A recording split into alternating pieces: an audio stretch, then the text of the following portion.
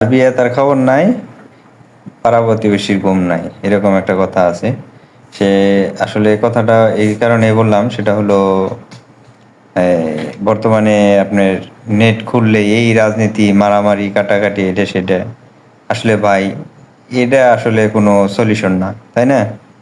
দেখেন, একটা দেশ চলে হলো টাকার উপরে, খাদ্যের উপরে, বাসস্থানের উপরে।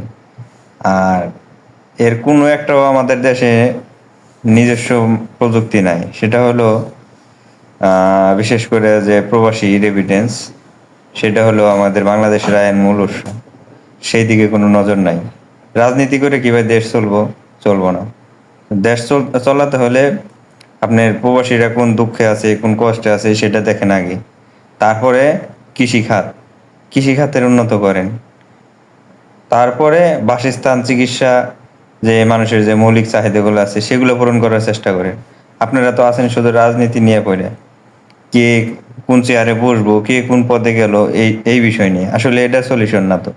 দেখেন ভাই, এই বিশেষ করে বর্তমানে বাংলাদেশের জন্য কোথাও যাওয়ার সুযোগ নাই। একটা সুযোগ আছে, সেটা সৌদি আরব আসা।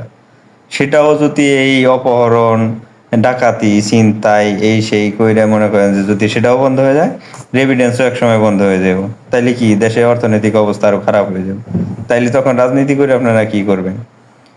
প্রবাসীদের নিয়ে কেউ মাঠে নামে না, কেউ রাস্তা বন্ধ করে না। মানে যাদের নিয়ে দেশ চলে তাদের কোনো খবর নাই। আগে ভাই প্রবাসীদের খবর নেন, তারপরে কৃষকদের খবর নেন। আপনার যদি পেটে ভাতই না থাকে, তাহলে আপনি রাজনীতি করে কি করবেন? আসলে মানে ফেসবুক আর নেট খুললে বাদে এই রাজনীতি, এই ওই সেই। আসলে ভাই প্রবাসীকে নিয়ে তো কোনো অ্যানাউন্সমেন্ট নাই। আপনি এয়ারপোর্টে যান, ভিআইপি গেট, ভিআইপি টার্মিনাল। ভাই ভিআইপি কারা ভাই? যারা নাকি দেশের উন্নত করে তার আর ভিআইপি। আপনার এমপি যাবে, মন্ত্রী যাবে, তার জন্য ফ্লাইট মিস, গাড়ি বন্ধ, রাস্তা বন্ধ, ট্রাফিক জ্যাম। ভাই এটা কোনো সলিউশনের দিকে পড়ে না। আসলে কথাটা যাতে সরকারের কান পর্যন্ত পৌঁছায়, দ্রুত সবাই শেয়ার করবেন। এবং যতটুকু সম্ভব আমার ফেসবুক পেজটারে লাইক, কমেন্ট আর ফলো দিয়ে রাখবেন। ভাই ফ্রেন্ড রিকোয়েস্ট করে পাঠায়েন না। যতটুকু সম্ভব ফলো বাড়ান। আপনিও আমাকে ফলো বাড়ান, আমিও আপনাকে ফলো বাড়াবো। এটাই সবার কাছে কাম্য করে আমার কথাটা রাখছি। আসসালামু আলাইকুম।